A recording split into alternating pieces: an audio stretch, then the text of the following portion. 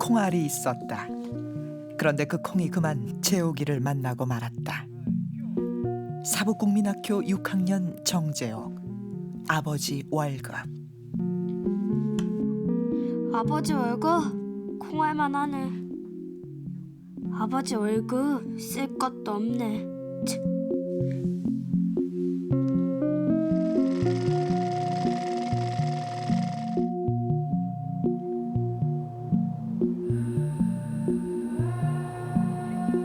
아버지가 있었다. 재욱이가 콩알만 하다고 말하던 그 월급을 벌어오기 위해 아버지들은 매일 아침 이곳에서 탐험을 떠날 준비를 마친 후 엘리베이터를 타고 3억 년 전 고생대로 출근을 했다. 아이들은 그곳에서 아버지들이 무엇을 하는지 참 궁금했는데 더욱 궁금한 것은 일을 마치고 돌아온 아버지들이 외계인 같은 얼굴이 되어서 돌아왔다는 점이다.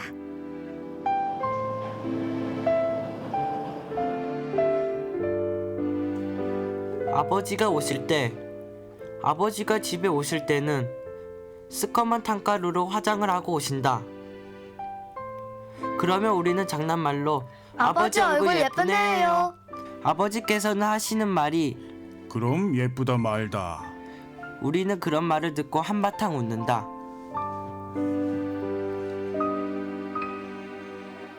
한 아이가 있었다. 이 아이는 아버지들의 일터에서 가까운 사북초등학교를 다녔는데 매일 아침 굴 속으로 출근하는 아버지를 보며 곰곰이 생각했다. 나도 광부가 되는 걸까? 우리 아버지께서는 광부로서 탄을 계신다. 나도 공부를 못하니 광부가 되겠지 하는 생각이 가끔 든다. 그러나 아버지께서는 난 이제 광부가 되었으니 열심히 일해야 되겠지만 너는 커서 거지가 되었으면 되었지 죽어도 광부는 되지 말라고 하신다. 27년 전 사북에서는 훗날 전설이 되어버린 학급 문집이 태어났다. 그리고 이 문집을 만들어낸 주인공들이 있었는데 선생님은 10년 전 그만 세상을 뜨셨고 다시 10년이 흐르는 사이에 아이들은 그 무렵에 자신들만한 자식을 둔 불혹의 나이가 되었다. 그 꼬마들은 어디서 어떻게 이 세상을 헤쳐나가고 있을까? 우리는 얼마 전 다시 출간된 문집을 들고서 이들을 찾아보기로 했다.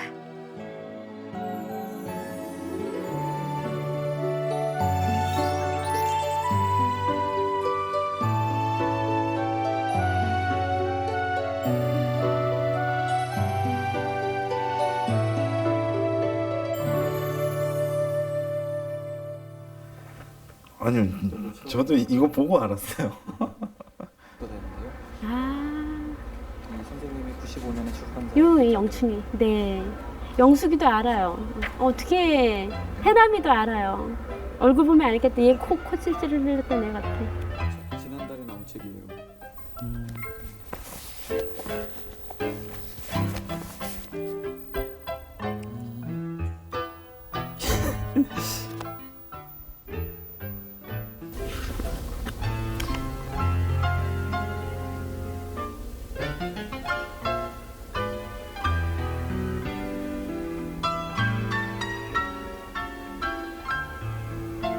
기억나네.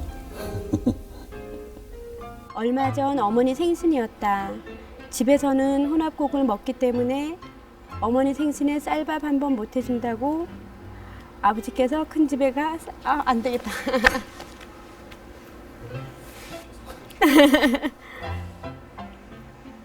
아, 이때는 되게 어려웠거든요. 아버지 왜 이렇게 술 많이 먹었냐고 그러니까요. 크면 그런데 어렸을 때는 되게 싫었잖아요. 그런 게.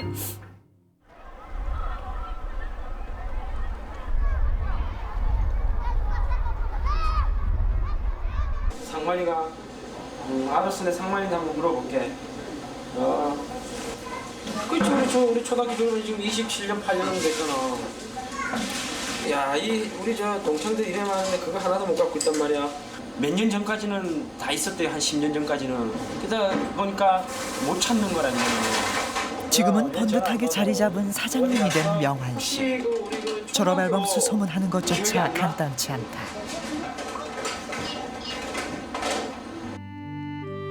생각해보니 졸업한 지 벌써 27년이 지났다.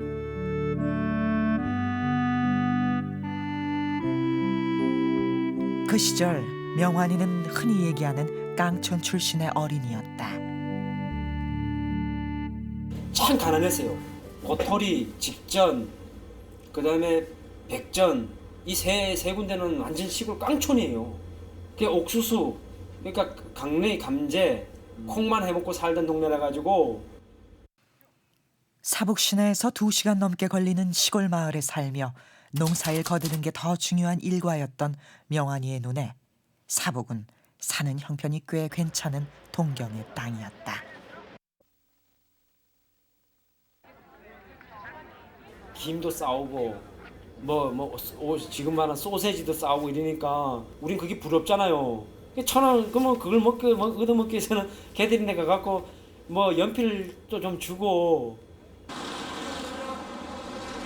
명환 씨가 사북 입성의 꿈을 이룬 것은 엉뚱하게도 졸업 직후 시내의 중국 음식점 배달부가 되면서부터였다. 밥만 먹여주면 된 거예요. 월급 없이 주방에서 국자도 지금 말하는 저런 후라이팬 국자라도 맡고 그릇으로도 맡고. 제가 이래 보면 여기 머리 위에 흉터가 하나 있어요. 흉터가 2개가 있거든요. 군대네요. 예, 지금 했죠. 예전에 학교 간 경우 저는 그 나이 14살에 사북에서 짜장면집에서 통독을 당기면서 자전거 타고 배달한다는 자체가 저는 숨어 당겼어요. 그 친구들 보기가 두려워가지고. 명환 씨의 중학교 진학이 좌절된 것은 아버지의 강력한 반대 때문이었다. 그런데 큰아들이 그때 명환 씨만큼 자란 지금까지도 기억 속에서 잊혀지지 않는 한 사람이 있다. 임길택 선생님. 입학금을 내주시면서까지 진학을 위해 애쓰셨다. 얼마나 입고 싶었는데요. 이거 여기 가운데 중지 하나 딱 쓰고 못 한번 부리고 스파이크 한번 신고, 그 당시는 이제 스파이크잖아요. 그거 신고 진짜 이 차이나타운 딱 한번 입고 한번 가보고 싶은데 못 갔잖아.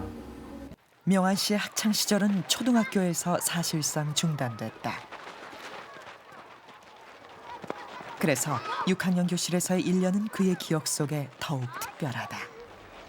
신호에 따라 대피 훈련, 소방 훈련 등을 하고 있습니다. 선생님께서는 민방위 훈련을 하는 목적을 다음과 같이 말씀하셨습니다.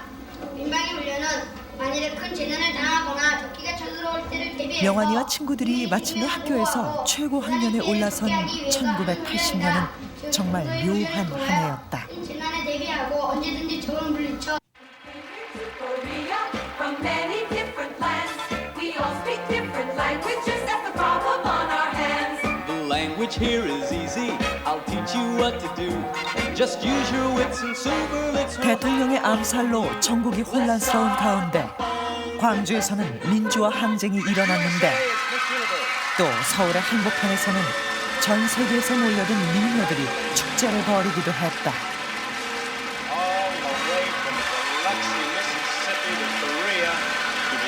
Miss Universe of 1980. To show everyone how happy you are to be Miss Universe of 1980. 서울에서 미녀잔치가 벌어지고 있는 동안 강원도 산골 마을에서는 석탄 시대의 재림에 대한 설레임이 커져가고 있다. 석유 파동으로 석탄이 다시 귀한 대접을 받게 된 것이다. 연탄 회사에서 선금을 주고 석탄을 사갈 만큼 석탄 산업은 호황이었고 국내 최대 민영 탄광 회사 2개가 있던 사북과 고한 지역에는 광부가 되려는 아버지들이 가족과 함께 몰려들었다. 80년에는 이 산골 마을의 인구가 5만을 넘어서고 있었다.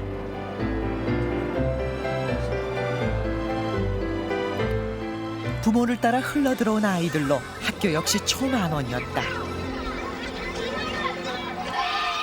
탄광촌의 낯선 풍경은 어른들은 물론 아이들에게도 당혹스러운 것이었다. 이곳 탄광촌의 어린이들은 미술 시간에 까만 크레파스 하나만 가지면 그림을 그릴 수가 있습니다. 냇물도 까맣고 산도 까맣고 아빠 얼굴도 까맣기 때문입니다. 산골바람이 이렇게 골 따라서 쫙 가니까 그냥 연탄이 쫙 날아가는 거예요. 그냥. 그러니까 이렇게 시커먼 덩어리가 슉 지나가는 거 보이는 거죠. 그러니까. 다닥다닥 붙은 집. 맘 놓고 놀 수가 없어요. 시끄럽다는 소리가 더 시끄러워요. 처음 이사 오던 날, 처음 이사 왔을 때 오줌 누러 갔다가 공동 변소가 복잡해서 놀이터까지 간 적이 있었다. 그때 엄마가 어디 갔다 왔느냐고 물어서 그냥 놀러 갔다고만 말했다. 우리 놀이터. 탄광에서만 탄이 나는 줄 알았는데 놀이터에서도 탄이 나요. 일하는 사람은 아이들뿐이에요. 바로 이곳에 나타난 한 선생님. 그는 강원도 오지의 작은 분교에서 교직을 시작한 젊은 교사 임길택이었다. 사북국민학교는 그의 두 번째 근무지였다. 7집이 살았어요. 7집이 살았는데 화장실이 한 개밖에 없어요. 들어가는 입구에. 근데 그 문이 뭐 총각 선생님들도 있고 뭐 살림하는 사람들도 있고 이렇게 사는데 문이 튼튼하지가 않아가지고 바람이 불면 열려요. 처녀 선생님들도 있고. 그러니까 목숨 걸고 이걸 붙잡고 있어야 되는 거야. 목숨 걸고. 그렇게 했는데 하물며 학교 선생님들 집이 그랬는데 광원들 집은 어떻겠어요? 당시 사북은 한마디로 말해 급조된 동네였다. 짧은 시간에 그것도 아무런 계획 없이 지어진 집과 마을은 전쟁 시기 피난민들의 그것만큼이나 열악했다. 문화라는 단어조차 사치스럽게 여겨지는 바로 이 시기에 사북의 한 교실에서 작은 기적이 일어난다. 당시 시골 분교에서 초대형 학교로 옮겨온 임길택 선생님에게는 악동들과의 전쟁이 기다리고 있었다. 콩나물 시루처럼 복닥거리는 교실에서 아이들을 가르치는 일은 대량 난감하고도 힘겨운 일일 수밖에 없었다.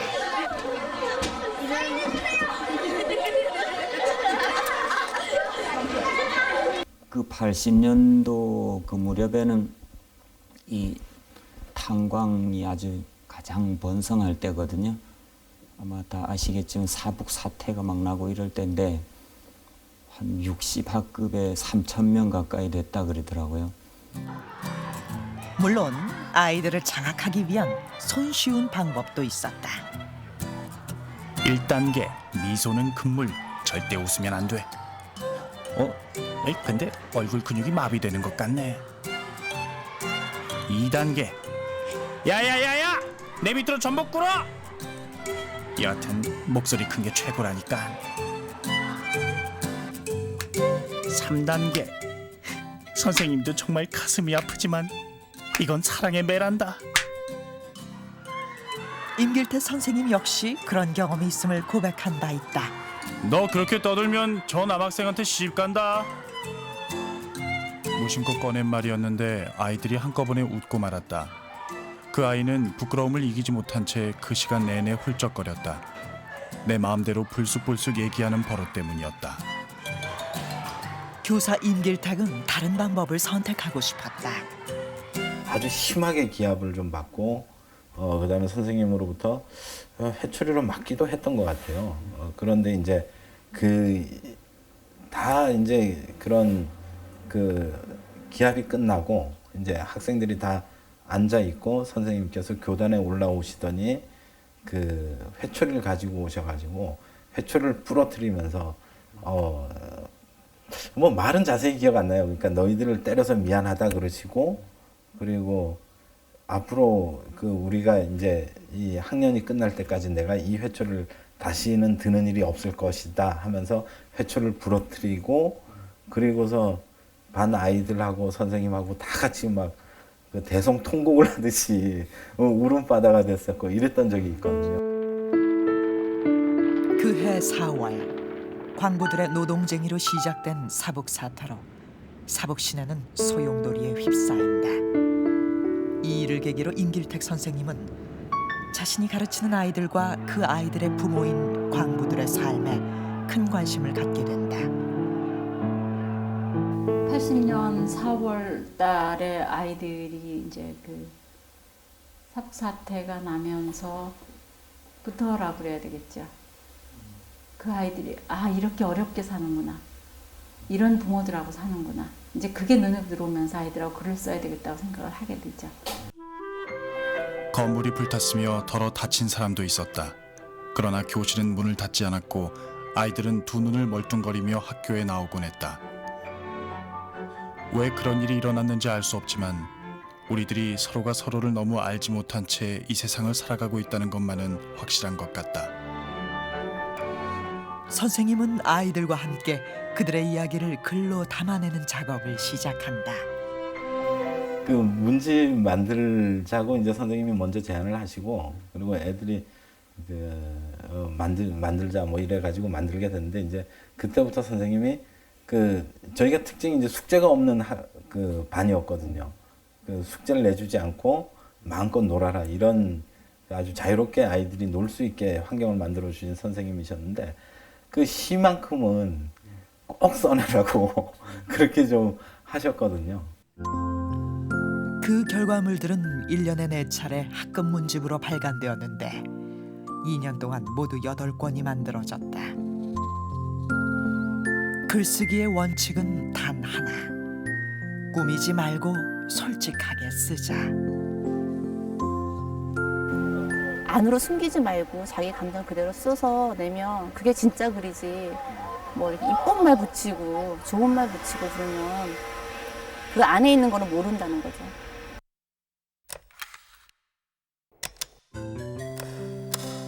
맨 처음에는 사이좋게 살다가 아저씨가 술만 먹으니 이웃집 아줌마는 당신 같은 사람하고 안 살아요 하면서 도망가고, 아저씨는 그 뒤로 라면 신세.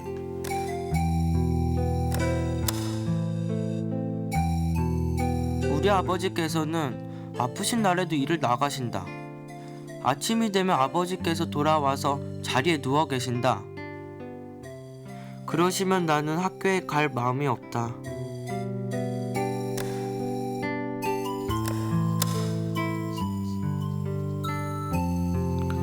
우리 아버지는 술을 잘 잡수신다. 어른들은 우리 보고 커서 술을 먹지 말라고 하는데, 술 먹지 말라고 한 사람이 술을 더 먹는다. 우리는 새빵살이를 하고 있다. 그래서 어머니는 이른 새벽부터 밤 늦게까지 탄 고르는 일을 하신다. 그래서 우리는 학교 갔다 오면 동생들과 같이 어머니를 기다린다.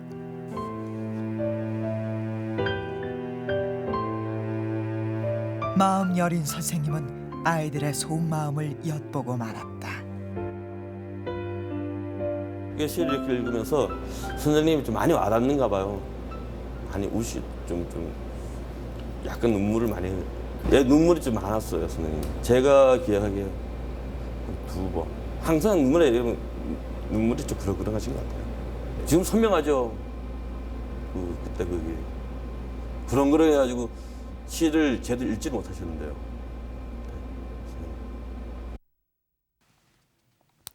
선생님과 아이들 사이에 놓여져 있던 마음의 벽도 조금씩 허물어져 갔다. 아는 거예요. 알기는. 저 사람은 나를 무척 좋아하고 나를 이해하고 우리 아버지 엄마를 이해하는구나 라고 생각하고 다가오거든요. 근데 사람이 다가가서 만나기 시작하면 어떤 얘기든지 하게 되잖아요. 책상에 앉아 그 글들을 읽었다. 맞춤법과 띄어쓰기가 형편없는 글씨로 아이들은 나를 가르치고 있었다. 그래서 그게 막 연상이 막 돼요. 창가에 서서 이렇게 해질 무렵이니까 노을이 있잖아요. 노을 지는 모습을 바라보면서 눈시울을 많이 붉히셨대요. 이제 편지에 그걸 쓰셨어요. 저희를 정말로 사랑하지 않고는 불가능하잖아요. 그렇지? 정말 인간을 사랑하지 않고는 불가능한데 저희 시를 읽고 저희를 이해하고 나를 이해하고 우리를 이해하고 아버지 어머니를 이해했다는 거니까 그게 지금도 굉장히 감동이 와요. 글쓰기를 통해 60여 명의 악동들은 60여 명의 시인으로 변신한다. 그것은 때론 진지한, 때론 신나고 유쾌한 작업이기도 했다.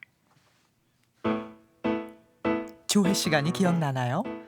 교장 선생님 말은 유난히 길고 또 햇볕은 왜 그렇게 따가웠을까요? 그날 재용이는 이렇게 썼습니다. 조회 시간이다. 국기에 대한 경례를 하는데 눈이 부셨다. 목욕을 항상 깨끗하게 해야 됩니다. 나는 이런 생각을 했다. 오늘은 시험을 치니까 국기에 대한 경례를 똑바로 해야지만 하느님께서는 내가 착하다고 시험을 잘 치게 해줄지도 몰라 하는 생각이 들었다. 나는 눈이 부시거나 말거나 국기에 대한 경례를 똑바로 했다. 그러나 내 생각과는 딴판이었다. 시험이 너무 어려워서 공든탑이 무너진 것 같았다. 나도 하늘을 날고 싶다. 조회 시간 때 어떤 하얀색의 새가 날고 있었다. 나는 그 새가 부럽고 나도 하늘을 날고 싶었다. 조회 시간에도 아이들은 참으로 여러 가지 생각을 하고 있었군요.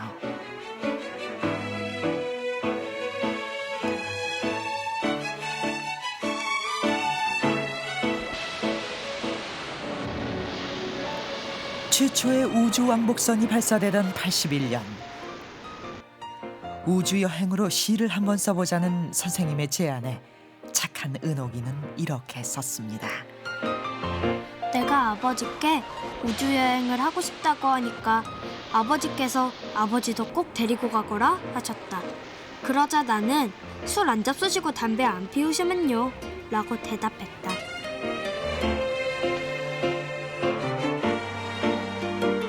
좁쌀로 만든 밥을 눈꽃밥이라고 했다가 외할아버지한테 혼쭐 나기도 했던 원식이는 후대의 길이 남을 걸작 동시를 써냅니다. 제목은 딱지 따먹기. 딱지 따먹기를 할 때 딴 아이가 내 것을 치려고 할 때 가슴이 조마조마하다. 딱지가 홀딱 넘어갈 때 나는 내가 넘어가는 것 같다. 아이들의 인생이라고 왜 애환이 없겠습니까? 명희는요? 엄마 옷 사줘. 엄마는 너 팔아서 사줄까?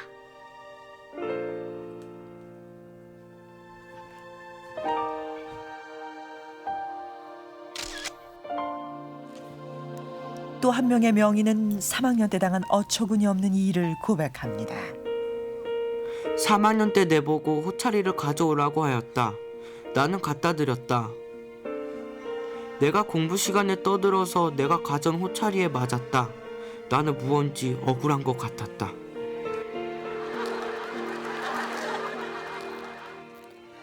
이 꼬마 시인들의 작품은 노래로 혹은 뮤지컬로 만들어지기도 했는데요. 전설로 남게 될 것만 같았던 이 학급문집이 새 책으로 다시 태어났습니다.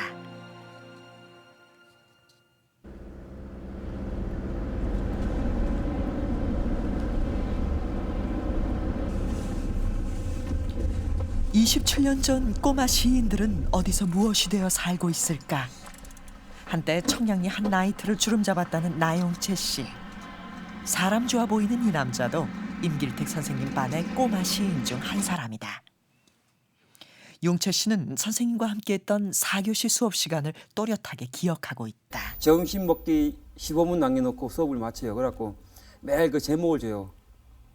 뭐 어머니 아니면 부모님 아니면 뭐 학교 뭐 여러 가지 제목을 주고 이제 매일 거기에 대해서 적게요. 그럼 매일 한 장씩 이렇게 적었어요. 그래갖고 선생님이 내면은 옛날에 글짓기 노트가 있었어요. 노트처럼. 그럼 이제 그다 적어가지고 선생님이 이제 그 잘 쓴 거는 동그라미 3개, 못 쓴 건 동그라미 1개. 그의 노트에는 곧잘 큼지막한 동그라미가 그려졌다고 주장한다. 이전까지 글을 써서 칭찬받아본 경험이 전혀 없었다는 꼬마 용채에게는 참으로 이상한 일이었다. 글짓기를 제가 못했었거든요. 근데 이제 시도 아니지 이제 그냥 글 썼는데 지금 나중에 그거 지난 뒤에 읽어보니까 그게 하나에 이렇게 글이 돼 있더라고요. 그게. 그래갖고 그게 제가 이제 고등학교 때도 계속 그 책을 가지고 있었고 가끔 읽어보기도 했었거든요. 그래갖고 그때 보면은 야, 그때 내가 이렇게 글을 썼나 그런 생각을 많이 했었거든요. 그러면서 이제 그래서 그는 야무진 포부를 갖기도 했다. 야, 나도 이런 자질이 있구나. 그때 생각을 다시 살려갖고 시인이 돼야 되겠다고 이제 많이 저거 했었어요. 그래갖고 고등학교 때는 또 이제 막 그 시나리오 같은 거 그런 것도 혼자 막 이렇게 쓰고. 시인이 되겠다던 소년의 꿈은 실현되지 못했다. 축산고등학교 시절 단돈 5만 원을 들고 상경해버렸기 때문이다. 이후 그는 최고의 순간, 나락의 순간 모두를 경험하는 극적인 청춘을 보낸다. 그러나 결국 바깥 세상을 돌아다닌 끝에 용체가 돌아온 곳은 강원도 정선의 아버지 품이었다. 그 아버지가 그 말이 맞는 것 같더라고요. 그래서 제일 속 썩이는 자식 중에 자식이 이렇게 많잖아요. 그럼 제일 속 썩이는 자식이 결국은 부모님 인정 지켜본다는 게 제가 아버지하고 살면서 아버지한테 칭찬을 받아본 적이 없어요. 그런데 아버지 돌아가신 그해 처음으로 내가 객지 나가겠다가 어떻게 들어와갖고 아버지하고 딱 1년 살았어요. 그리고 아버지 돌아가셨어요. 근데 그 해는 아버지가 칭찬을 참 많이 했어요. 그게 내한테는 참 진짜 제일 기뻤어요, 그때는. 현재의 삶에 감사해야 한다는 용채 씨. 그러나 때론 너무 어른이 되어버린 것은 아닐까 하는 아쉬움도 남는다. 지금도 이제 가끔 어떤 애는 이제 혼자 그때 생각을 해요. 그 초등학교 이제 5학년 때 그 생각을 글을 이렇게 써보려면 안 돼. 어떤 애는 이제 매일 한번 써보려고 제목을 내가 스스로 정해갖고 이렇게 써보려면은 자꾸 그게 멋이 들어가려 그래갖고 글에 자꾸 멋이 들어가려고 안 되더라고. 지금은 강원도 고랭지 식자재를 공급하는 회사에서 일하는 용채 씨. 그러나 어린 시절에는 7명이나 되는 형제들의 틈바구니에서 부모님의 관심이나 칭찬을 받기 힘들 수밖에 없었던 조그맣고 귀여운 소년이었다. 용채 씨에게 살아나온 그들의 문집을 불쑥 내밀어 보았다.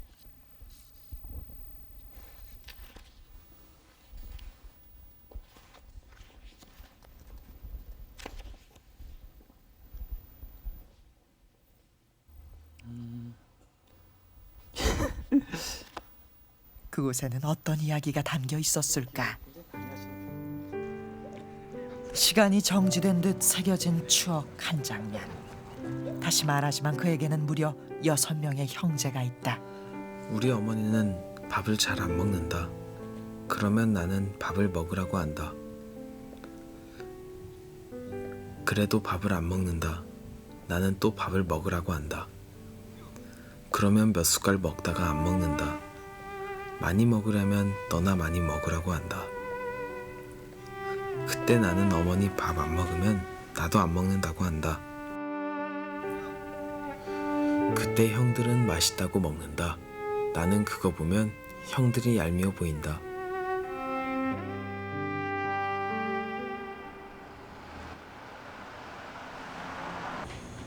부지런함이 몸에 밴 우리의 자장면집 사장님. 집안 일을 거두느라 학교를 빼먹기 일쑤였던 시골 출신 소년 김명환은 사교시에 어떤 시위를 썼을까? 없어요. 제가 왜 없어요? 네, 제가 이런 말씀드리면 몰라도 제가 이제 이 한글 받침을요 그 당시에는 이제 잘 못했어요. 쓰기는 이제 선생님이 저도 이제 좀 이제 써서 내걸려면 그러면 항상 고쳐줘요 선생님이. 명한이는 쓰기는 좀 이렇게 좀 생각해서 시골놈이다 보니까 시골의 어떤 흐름도 쓰는데 받침이 엄청 틀리죠. 니은자 해야 되는데 이 니은자도 제대로 받침 못하고 이러니까 그 당시는 너무나 배움이 짧으니까. 명환 씨는 자신의 시인은 학급 문집 속에 없었다고 단언했다. 문집 원본입니다. 선생님께서는 그 누구의 글도 빠뜨렸을 리가 없었을 텐데 우리는 학급 문집 원본을 모두 뒤져보기로 했다. 이런 구성이 있더라고요. 이영구. 한병숙, 김영석, 송숙자, 최진수, 전정렬.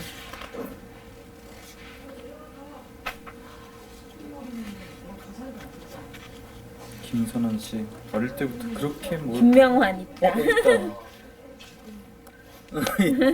있네. 예. 김명환은 문집 속에 있었다. 아마 없을 것이다. 아, 아버지의 손은 거칠거칠하다. 그래서 나는 그것을 보고 아버지 우리도 시내로 나가요 하고 말씀드리면 명환아 농촌에서 농사를 지어먹고 살자 하고 말하지요. 시 좋네요.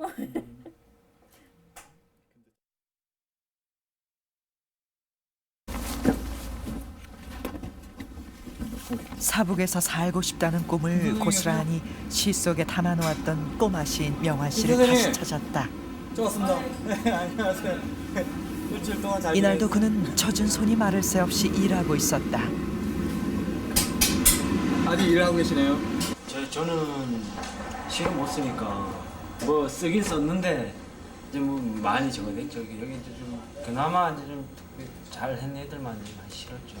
선생님 지난번에 그 김 사장님이 지난번에 시가 없을 것 같다고 해가지고 그 원본을 찾아봤어요. 이거 네. 나도 이거 기억나세요? 나죠. 이거요.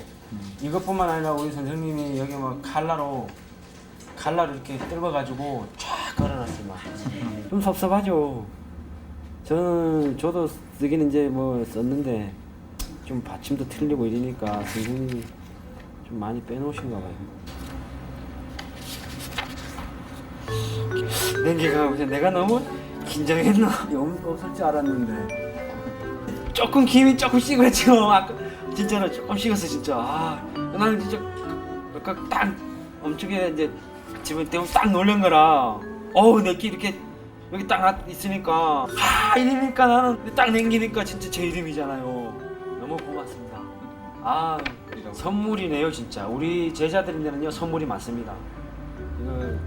이거는 진짜 선물이에요. 왜냐하면은 뭐 꼭 선물이 뭐 금전적으로 선물이 아니고 이거는 뭐 세월이 지금 27년이잖아요. 강산이 2번 변했지 않습니까? 이게 진짜 우리 선생님 마지막 선물이에요.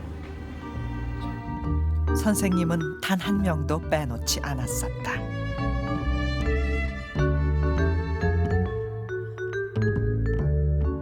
아버지의 손 김명환. 아버지의 손은 거칠거칠하다. 그래서 나는 그것을 보고 아버지 우리도 시내로 나가요 하고 말씀드리면 명환아 농촌에서 농사를 지어먹고 살자 하고 말하지요. 뭔가 이 글씨 참 그때 지어먹고가 안 되고 한참 후배지. 기대하지 않았던 작은 행복. 해봐 선배님. 아빠 후배야. 아빠 후배래. 아빠 후배야. 27년 전 교실에 앉아 시를 썼던 꼬마 시인으로 돌아간 김명환 씨. 선생님은 명환 씨에게 초등학교 기억을 되돌려 주셨다. 범상치 않은 뒷모습의 소년. 안산에 사는 규현이다.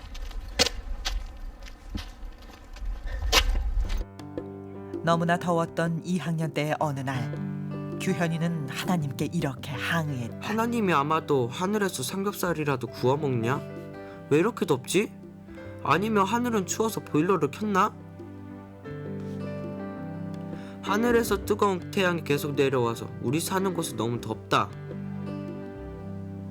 하나님, 내일은 보일러 좀 끄세요. 너무 뜨거워서 할머니가 못 나가 놀게 하거든요. 엄마 나 오늘 영어 게임하는 날. 규현이네 가족은 엄마, 동생 그리고 아빠 이렇게 4식구다. 의료 의자를 생산하는 회사를 운영하는 규현이 아빠는 27년 전 어느 날 이런 생각을 했다.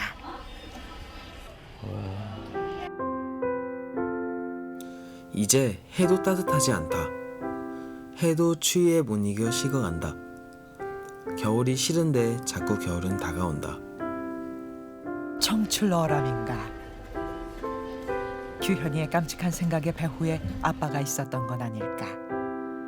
초등학교 시절 자기 생각을 진솔하게 표현하는 재주를 가졌던 장난꾸러기 명희는 나름의 글재주를 총동원해서 고등학교 땐 앞자리에 앉았던 눈부신 긴 머리의 여학생에게 구애 작전을 펼쳤다.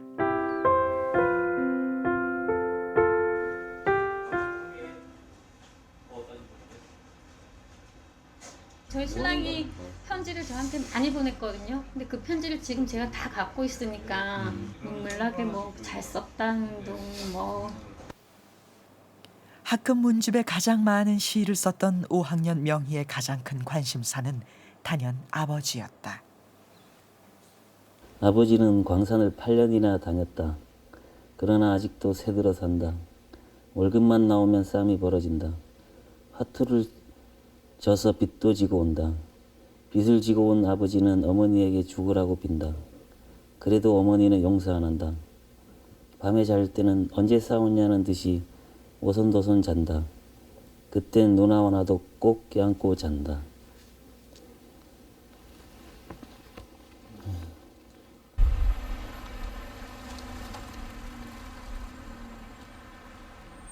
명희 씨의 아버지는 광부셨다. 대부분의 광부 아버지들처럼 진폐병동에 계신다. 벌써 7년째다. 여긴 아무 지방 아니야. 명희 씨 가족과 함께 찾아뵌 아버지. 대뜸 술 얘기부터 시작되었다. 저녁도 안 먹었잖아.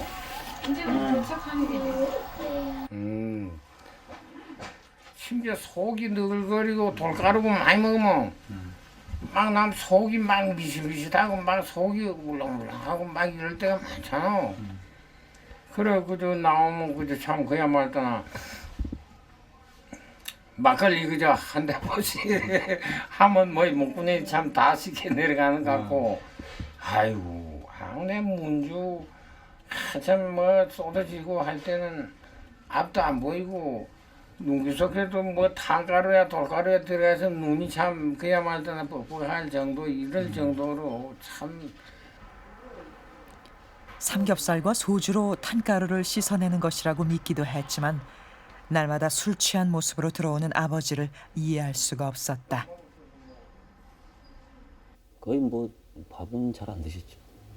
퇴근하면서 그래서 한 잔 걸치고 오시면 또 어머니는 이제 노심초사하고 들어올 때까지 잠 못 주무시고 막 찾으러 다니시고 저도 꽤 여러 번 찾으러 다녔습니다.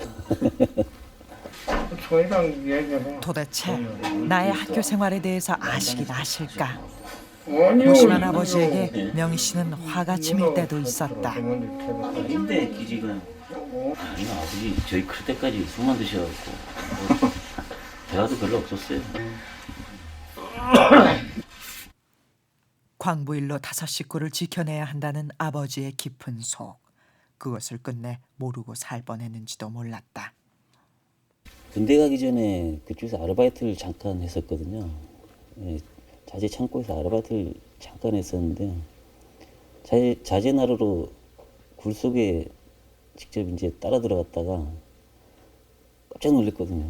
아버지가 이런 곳에서 일을 하셨구나. 뭐 텔레비에서 봤어도 저희 아버지가 진짜로 이런 일을 하실지는 몰랐는데 군대 생활 내내 그 생각을 하면서 좀 잘 해드려야겠구나 하는 생각들이 많이 들었습니다. 그리고 명희 씨는 그때 아버지의 나이를 훌쩍 넘어섰다. 술.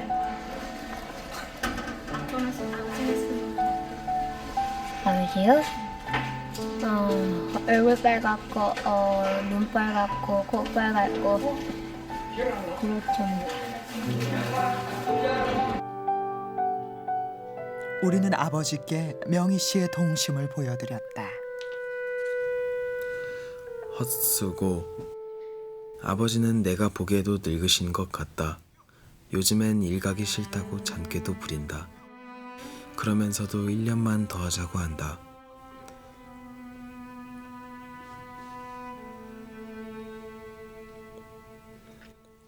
처음 이사 올 때는 3년만 하자고 해놓고 벌써 8년이 지났다. 아이 매년 안 하면 돈 벌겠더라고요. 매년 하면 돈 벌어가지고 나가겠다. 뭐 자꾸 한 해 돈은 안 모이지 뭐. 그러니 어디 떠날라니 떠날 수도 없는 거지. 그저 계속 한 거예요. 요 뭐 광산 생활을 28년간 했어. 28년. 전국에서 몰려든 광부들은 갑방, 을방, 병방으로 나뉘어 매일 지하 수천 미터 땅 속으로 자신들의 삶을 캐러 들어갔다. 파이프가 쉬쉬 소리를 내며 산소를 공급한다는 그 끝없고 어두운 굴 속으로의 출근.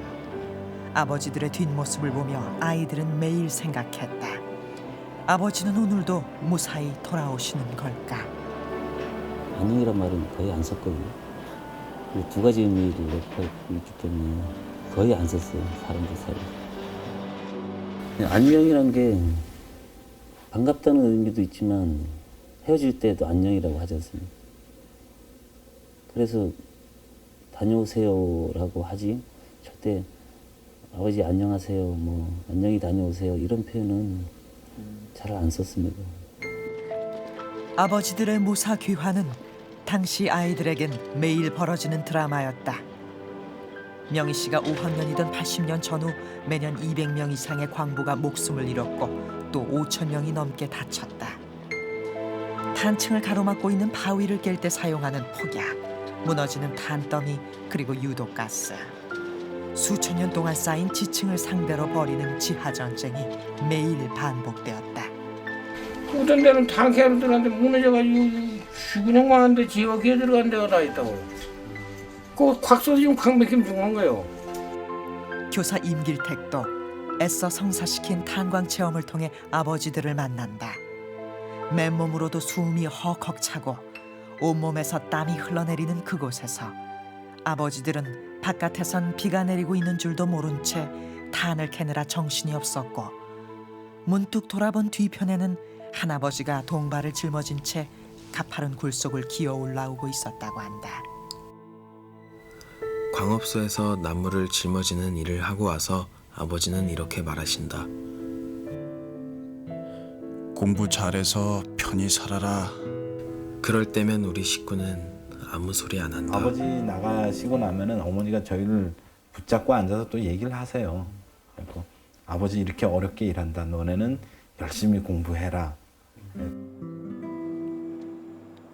아버지의 고생을 바라보고 자랐던 아이들은 아무도 모르는 사이 어쩌면 조금 서둘러 어른이 되었는지도 모른다.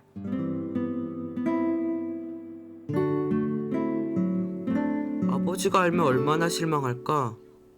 아버지는 술을 잡수시고 오시면 우리 보고 공부를 하라고 하신다. 예. 하고 말해놓고 한참 놀다가 들어온다. 아버지, 우리 공부 다 했어요. 라고 하면 진짜로 공부를 한 줄 알고 과자 사 먹으라고 돈을 주신다. 나는 그 돈만은 받지 않는다. 아버지를 실망시킬까 걱정했던 꼬마 시인 태원이도 아버지가 되었다. 먼저 가겠습니다. 예. 애가 자고 있을 때 우리 아버지가 나를 봤을 거라고 생각할 거예요. 하고 있어요, 항상.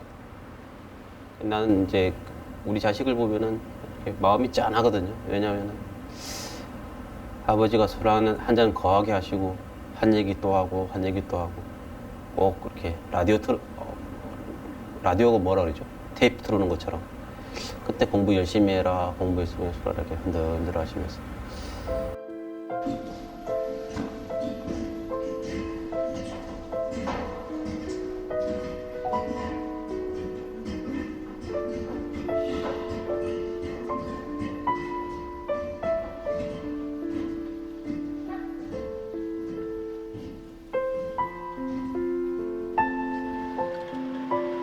출근하시는 아버지의 뒷모습을 매일 볼 수 있었다는 것은 어쩌면 행운이었을지도 모른다.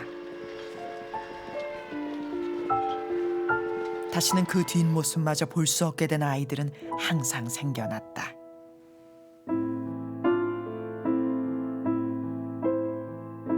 물통이 터진다고 그래요. 그게 제일 큰 사고예요.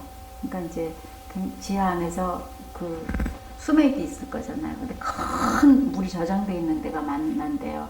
근데 그게 터지는 날은 정말 그 탄 죽 속에 사람이 파묻혀 버리는 거죠. 그러니까 뭐 구멍 뚫린 데는 전부 다 연탄이 들어가 있어서. 거기서 돌아가셨어요. 지하경에서. 제가 중3 때인가 얘기하면 안 되는데. 얘기하지 마세요. 얘기하면 울려 그래요. 거기서 돌아가셨어요.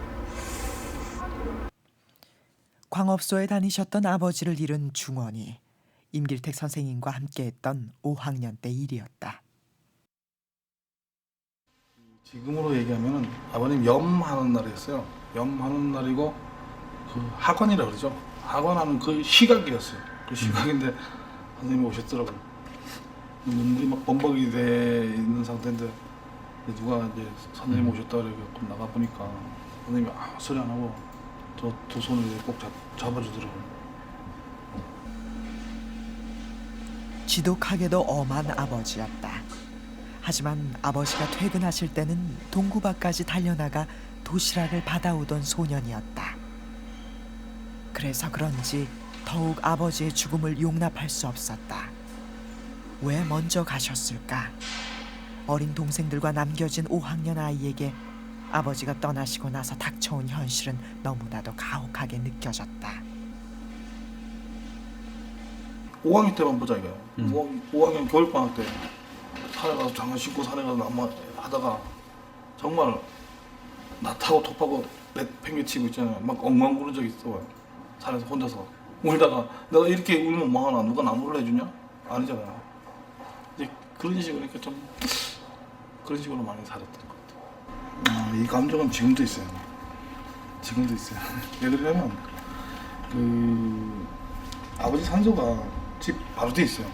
얼마나 떨어졌냐면 20m 떨어졌나? 그래서 지금도 집에 가면 저 나와서 밤에 이렇게 산소를 한 번씩 쳐다보고 이렇게 들어가는데 이 감정은 그대로 지금도 있어요. 네, 지금도 있어요.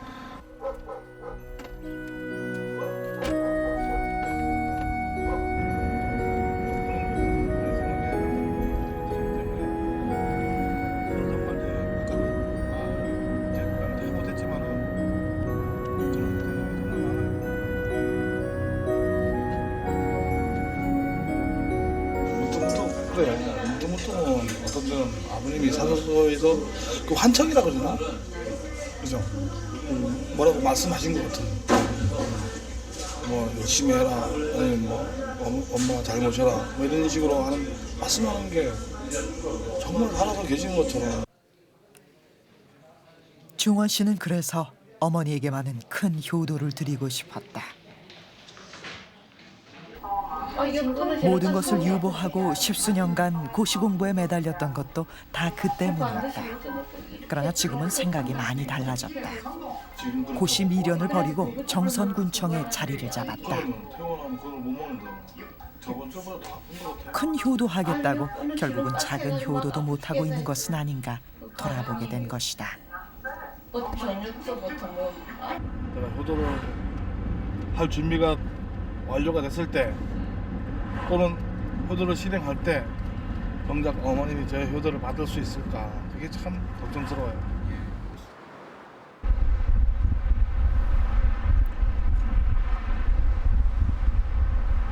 (27년) 사이 사북에도 많은 변화가 있었다. 안녕하세요.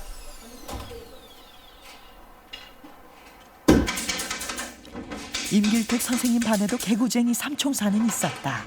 그 멤버 중 하나였던 영태 씨.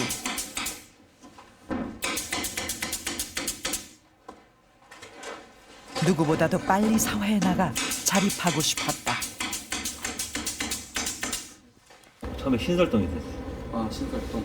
신설동에 봉제공장에 있으면서 재단 보조로 한 1년 있었어요. 하루에 잠 한 2시간, 3시간 자고. 그 당시 월급 한 달에 7만 원.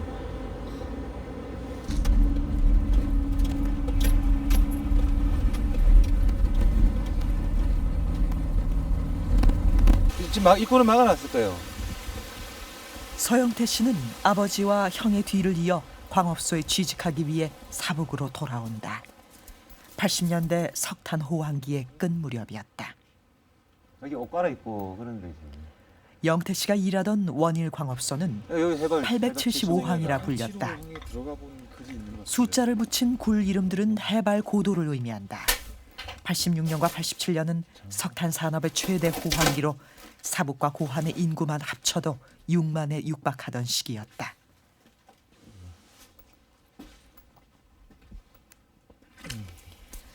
영태 씨는 후방에서 선배들을 지원하는 후산부 일로 탄광 생활을 시작한다. 그 당시 뭐 따지고 보면 그 당시 월급이 한 후산부 월급이 한 50만 원 정도 됐었거든요. 큰 돈이죠. 내가 11개월 다녔거든요. 근데 인력심이 엄청나게 많았다고 내가 11개월을 다녔는데 연근을 27개를 더 했어요. 월만근에다가.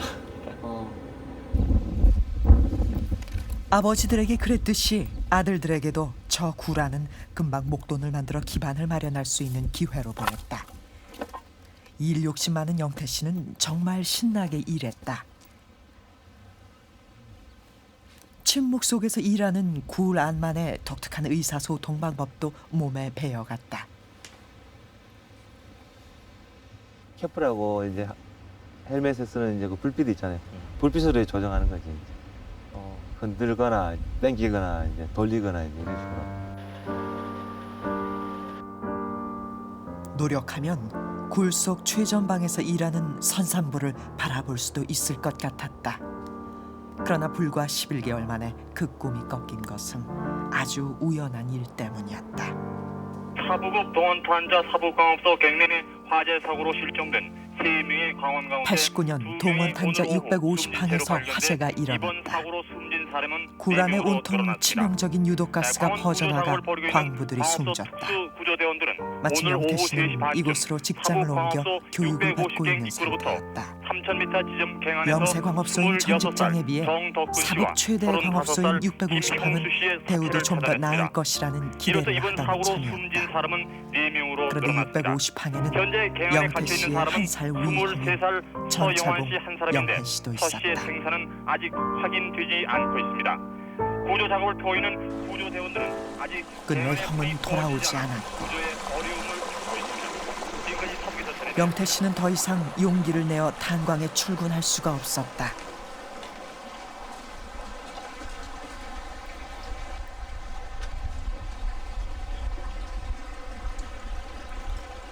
새로운 일을 찾아야 했다. 영태 씨는 예의 그 부지런함으로 어떤 일이건 가리지 않고 배웠다. 번듯한 목수 소리를 듣기까지 그렇게 10년을 애썼다.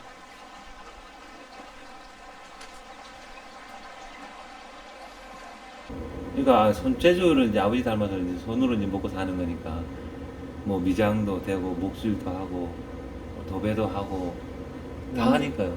다른 사람보다 또 쉽게 일이 배우시는. 그리고 혼자서 집을 다 질 수 있으니까 혼자서. 지역에서는 뭐 어느 정도 인정을 받으니까 일에 대해서.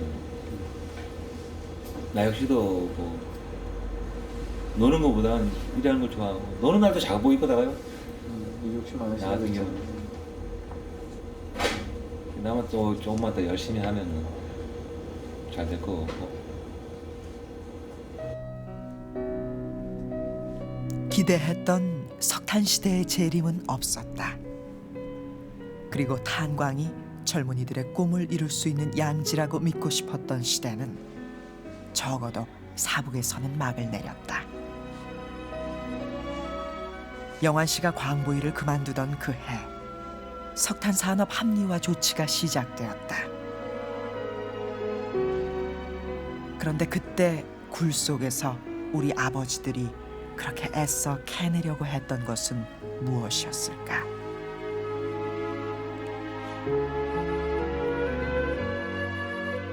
그리고 우리의 임길택 선생님은 탄광촌 아이들의 마음속에서 무엇을 발견했을까? 어린 영태의 시다.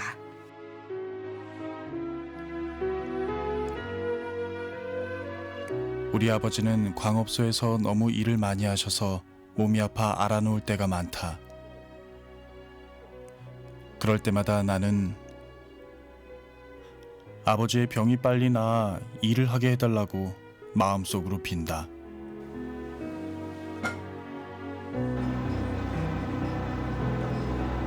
문집 속 길택 씨의 아이들은 모두 세상으로 달려나왔다. 그들은 세상이란 이 넓은 무대 속에서 과연 무엇을 캐내면서 살고 있는 것일까?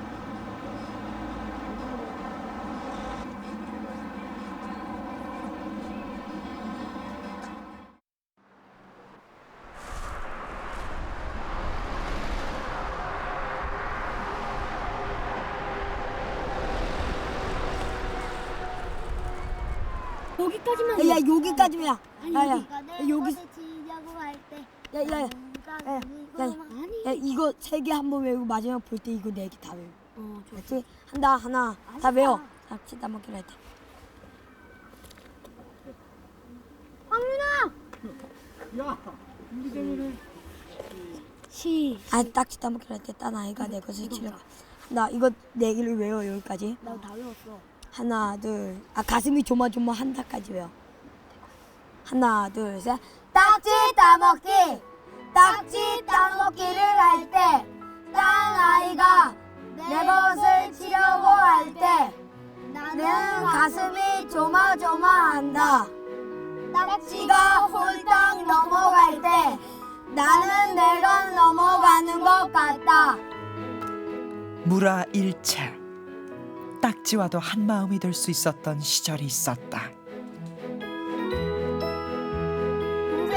우리도 한때 사랑하는 것에 대해서만큼은 엄청난 집중력을 발휘하던 시절이 있었던 것 같다. 커가면서 어린 시절의 그 놀라운 집중력을 점점 잃어가고 있지만 내 시커먼 얼굴이 내 옷이다. 돌이켜보면 우리 부모님들과 우리 선생님은 철없는 우리들에 대한 집중력만은 한 번도 잃은 적이 없으신 것 같다.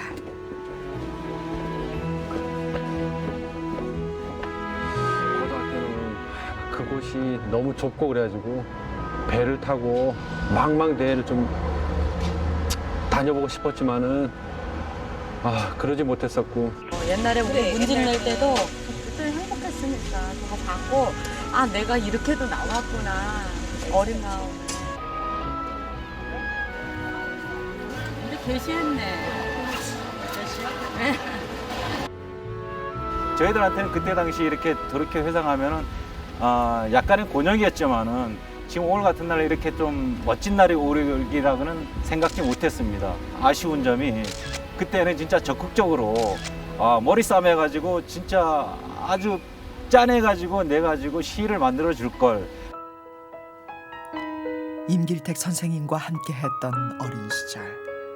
선생님은 솔직하게 쓰면 시가 된다고 하셨다. 지금 당신을 시로 솔직하게 쓴다면 어떤 시가 나올 수 있는 삶을 살고 있습니까?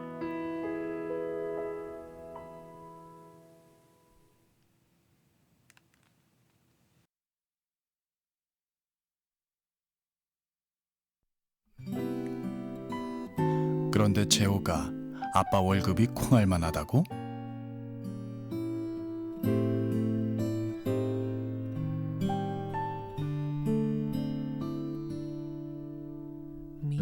미로나무 따라 큰 길 따라 하늘에 흘러가는 구름 따라 시냇물을 따라 한참을 가면 어려서 내